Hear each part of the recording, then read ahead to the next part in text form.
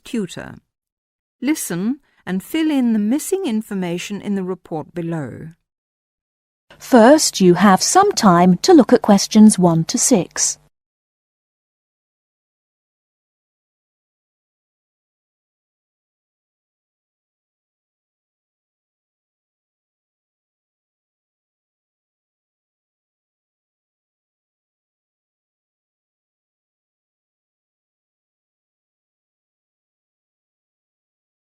Now we shall begin.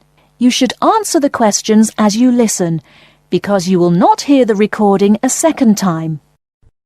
Listen carefully and answer questions 1 to 6. Good evening, Mr. Jameson. Please sit down. Good evening. Now, about my son Stephen's report. Yes, just a minute. Yes, now, what class is he in? Oh, yes, 4E. No, 4A, isn't it? Yes, that's right. Has he improved this year, Mrs. Hargreaves? Yes, I think overall, yes. Mind you, there is still room for more improvement in some subjects. Let's see. Maths. Well, the major problem here seems to be his algebra. Apart from that, he's doing much better. Could you help him with this, Mr. Jameson? Well, to be honest, it wasn't really my best subject at school either. But the overall exam result was encouraging. 60%. Yes, and history, I seem to remember a bad report for this last year. Well, he lacks concentration in the class, and of course this makes it difficult to remember things like dates and names, and a memory is quite useful in a subject like this. Oh dear. Well, I'll have a word with him when I get home and see what we can do to improve that. And music. Music, yes. Is he still having guitar lessons? Yes, every Monday after school. His music teacher has commented that he doesn't seem to be taking them very seriously. I think it was just a craze he had, Mrs. Hargreaves. I've noticed that he hasn't been very interested in practising at home.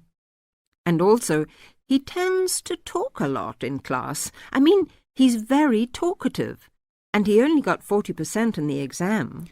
Well, nobody in our family is very musical, so I don't expect him to do very well. Before you hear the rest of the conversation, you have some time to look at questions 7 to 10.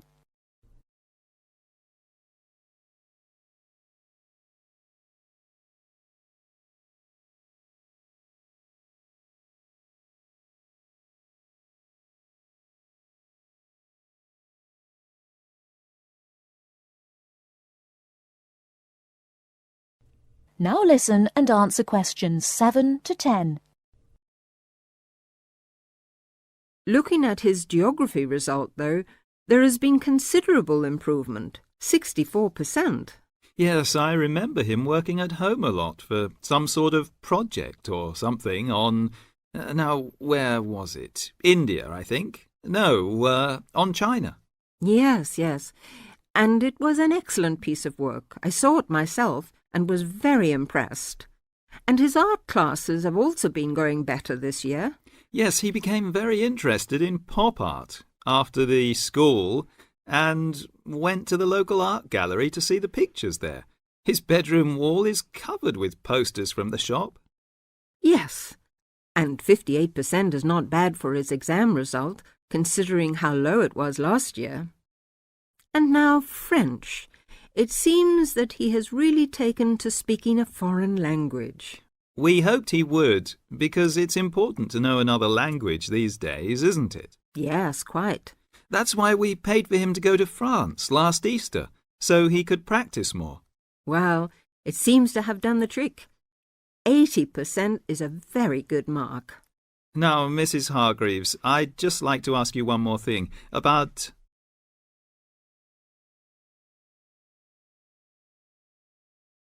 That is the end of part 1. You now have half a minute to check your answers.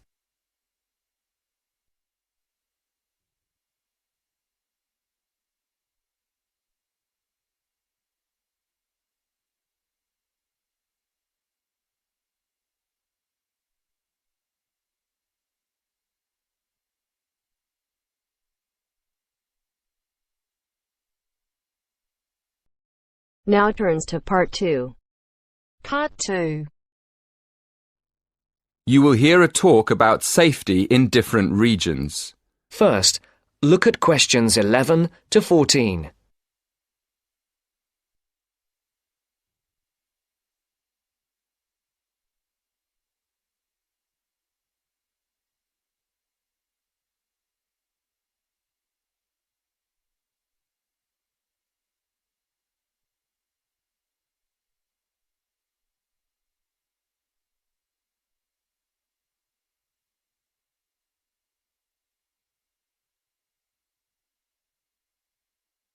Listen carefully. Good evening, everyone. It's great to be here to talk to you about staying safe on holiday. Before I came this evening, I did a little research on where students like to go for their holidays and came up with 2 different regions, Latin America and India. So, I've been looking at the crime figures for both areas, and I thought I'd start by talking a bit about that.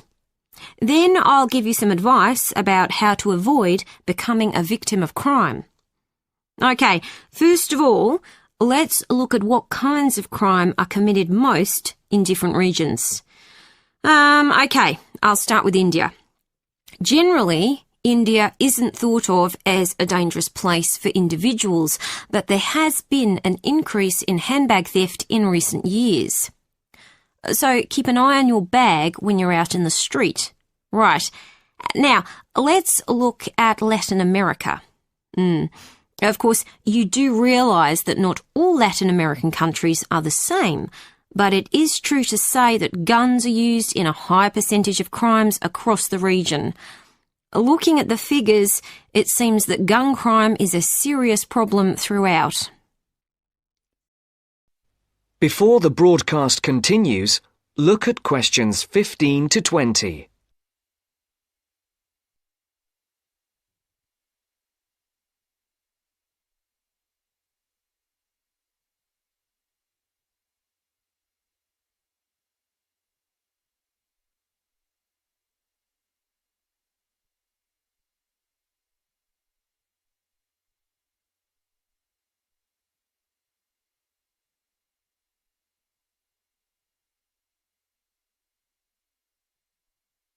You will now listen to the second part of the talk. I can see some of you are thinking that it all sounds rather dangerous, but I know lots of people who've been there and had a really great time. They followed advice from the authorities, like making sure they didn't wear expensive jewellery in the street. And I'd certainly advise anyone travelling to Latin America to do the same. Another thing you should be careful of is not to go to lonely places at night. But of course, that's the same anywhere. But I must say, you do have to be very careful in some parts of Latin America when you take your money out of a cash machine. Sometimes you find that thieves stand very close to people at cash machines and take their money as it comes out. Okay, so now I'll finish by talking a little bit about India. I've actually been to India, and I didn't have any feeling that it was dangerous at all. First of all, I went on an organised tour with a group of people. This is definitely the best way to go because it's so much safer. I mean, I didn't go anywhere without the group, and we had a tour guide who spoke the local language and knew the area. In fact, I remember now, she warned us not to go off with strangers, even if they seem nice and friendly. But again, you wouldn't do that at home either, would you?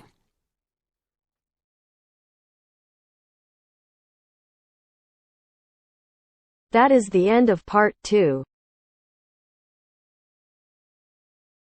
You now have half a minute to check your answers.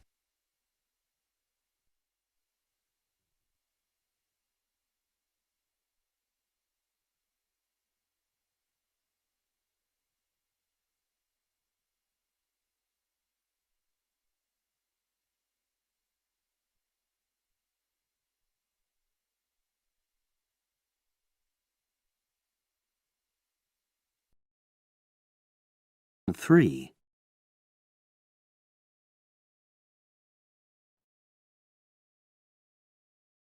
CD 3. Test 5, Section 3.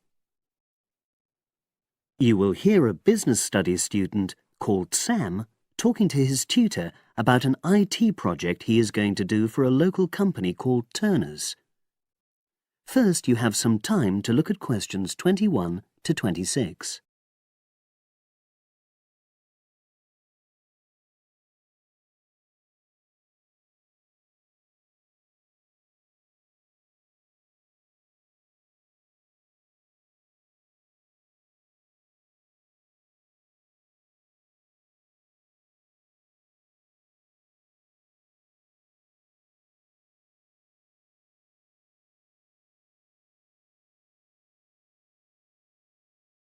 Now listen and answer questions 21 to 26. Hello, Sam. Come in and sit down. Thanks. You're here to discuss your company-based IT project, aren't you? Yes, I've been to see the manager and he's given me a lot of ideas about projects that the company would find useful, but I wanted to ask your opinion about them before I choose one. Yes, that's fine. Now, this company's called Turner's, isn't it? That's right. It's a small engineering company. They make machine components for trade use. They're well established. They started in 1976, but they're a bit old-fashioned. Okay. And what kind of projects did Turner's suggest you could do for the company? Well, they want some improvements made to their customer database. The one that they've got at the moment isn't very useful in some ways. I had a quick look at it. That would be a very straightforward project, and it'd be simple enough to evaluate, but I don't think you'd get enough out of a project like that. You wouldn't learn anything new. Well, another project they suggested is to do with their online sales catalogue. At the moment, customers can look at their products, but they can't actually order them online, which must affect their competitiveness. But I said I thought it would take too long. It's quite a big task. You're right. It's too much for the time you've got. It's a pity, though. Then they want some help with their payroll system. At the moment, the way they calculate pay involves a lot of manual accounting. I suggested they could have a system where employees register electronically when they arrive and leave work, so the hours they do could be transferred automatically. I think you'd get a lot out of a project like that. It would extend your skills, but it wouldn't be too much to take on. A student did something similar a couple of years ago, but this is slightly different. Well, then they need help with their stock inventory. They do everything manually. Really? Yes, and it takes so much time. It's probably very inaccurate, too. An electronic inventory would probably be the biggest single benefit for the company. I'm surprised they haven't had it done before. I know. Then they wanted to improve their internal security. The manager had visited other companies where the staff use swipe cards to access various areas of the building. It sounded useful, but the trouble is I'm not really sure how to do it. Well, I think you're right in that assessment. At the moment, it's probably a bit beyond your level of knowledge. Is that all? Just one more. Customer service. They want to be able to collect feedback from their customers in a more systematic way. At the moment, it's a bit of a mess, and they probably lose business as a result. Would that involve you going to see customers at their own premises? Because in that case, you might have to do a fair amount of traveling, and that would incur expenses that haven't been agreed with these companies. I never thought of that. Well, it might not be a problem, but it's something that needs clarifying. Well, I hope that's been helpful in narrowing down the options. Yes, it has, thanks. I'll be able to make a decision now. But while I'm here, can I talk to you about coursework? Sure. Now you have some time to look at questions 27 to 30.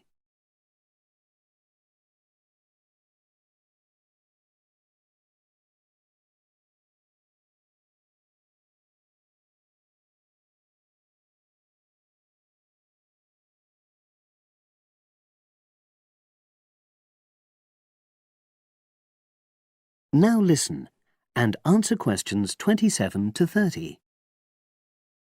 I'm not very happy about the way our group assignment is working. There are some problems. Oh dear. Are people just not getting on with each other? That's the worst thing. Actually, we're all friends, it's not that, but when we're having a discussion about the assignment, one or two people end up doing all the talking and the rest don't say anything. It's a bit frustrating because we need plenty of debate. Well, that's a common observation. You're studying in a group with people from all over the world, and you all have your own ways of participating. In some places, students are more used to listening than talking, and vice versa. I suppose you're right. I'll try to remember that. Does everyone pull their weight as far as sharing the workload is concerned? I'd say they do, yes. And our group elected a leader. She's very good at making sure no one's overloaded. But personally, I feel that there are just too many of us in the group. Whenever we try to arrange a meeting, there's always at least one person who can't make it. It's not anyone's fault, it's just that we've all got slightly different timetables. Well, I'm glad you've talked to me about it. Feedback is always useful. Is there anything else you're concerned about? There are a couple of problems with lecturers that all the students are talking about. Last semester we had negative feedback about the way lectures were organized. There were several occasions when the wrong room had been booked or the same room had been booked twice, that sort of thing. Is that still a problem? That hasn't happened at all as far as I know. Oh, good. It's sorted out then. But I don't know the reason, but some of the staff often turn up late, so we miss 10 or 15 minutes of our lecture time. It might be because they've been copying handouts for students. I think there's a queue for the machine sometimes. Well, I'll look into that. Thank you for telling me. Anything else? The other thing is that it can be very difficult to get to see a lecturer individually. They're all very supportive and friendly when you do manage to find them, but often they're not in their office, even at times when they're meant to be available for consultation. Okay, that's helpful. Now, before you leave, That is the end of section 3. You now have half a minute to check your answers.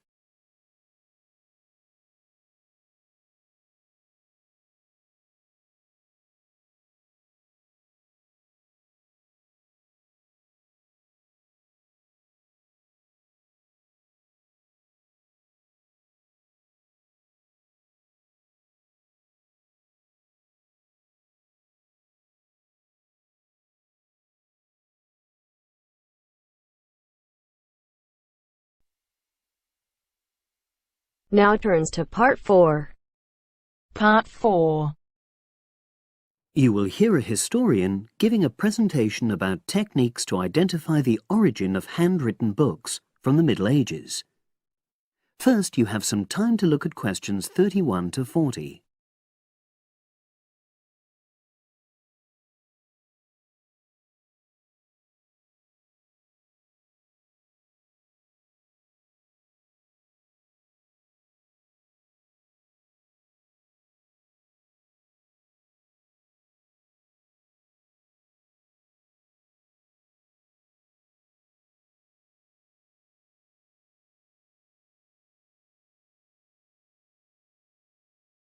Now listen and answer questions 31 to 40. My presentation today is on how the science of genetics is being used to shed light on the origin of manuscripts, anything written by hand, produced in the medieval period, that is, the period between the 5th and 15th centuries AD. As many of you know, thousands of medieval handwritten books still exist today. Some of them have a clear provenance, that is, we know exactly where and when they were written. But the origin of many manuscripts has been a complete mystery, that is, until 2009, when geneticists started using DNA testing to shed light on their origins. But before looking at the new research, I need to explain something about the way the manuscripts were produced, particularly what they were written on. Virtually all were written on treated animal skins, and there were essentially two types. The first was parchment, which is made of sheepskin. It has the quality of being very white, but also being thin. It has a naturally greasy surface, which meant it was hard to erase writing from it. This made it much sought after for court documents in medieval times. The second type is vellum, which is calfskin. This was most often used for any very high-status documents because it provided the best writing surface, so scribes could achieve lettering of high quality. So, once the animal hides had been chosen, they had to be prepared. Where the right materials were on hand, the skins were put into large barrels or vats of lime, where they were agitated or stirred frequently. But if lime wasn't available, then the hides were buried. Both these techniques were designed to cause the hair to slough off and the skins to become gelatinous and therefore more flexible. The next stage was to put the hides on stretcher frames and pull them very tight. While on the frame, they were scraped with a moon-shaped knife in order to create a uniform thickness. For parchment, that was the end of the process. But for vellum, there was an additional stage, where it was bleached in order to achieve the desired color.